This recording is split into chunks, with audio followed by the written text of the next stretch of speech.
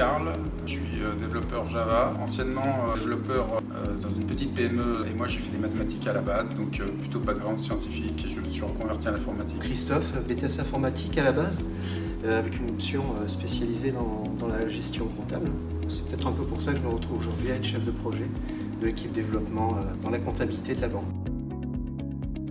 Il faut imaginer quelqu'un qui travaille sur son papier, comme c'était l'époque sur les ateliers d'un comptable. Et là, on imagine que cet homme, au lieu de faire les choses sur du papier, aujourd'hui on les fait sur des bases de données.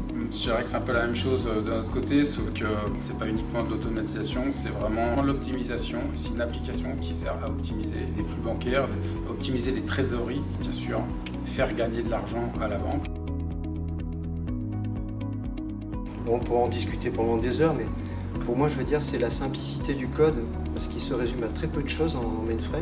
Donc on a finalement une grosse différence, je pense, qui va être la complexité du code, et ça résume tout. Comme base de données, on utilise SQL Server, mais pour des tests, on a la base H2. On utilise des éditeurs classiques, style Eclipse ou IntelliJ, j'en parlais. On travaille évidemment avec le langage Java et le framework Spring, et surtout le système de sourcing, c'est Git qui est le plus répandu à l'heure actuelle. L'atelier logiciel, côté mainframe, il est très simple.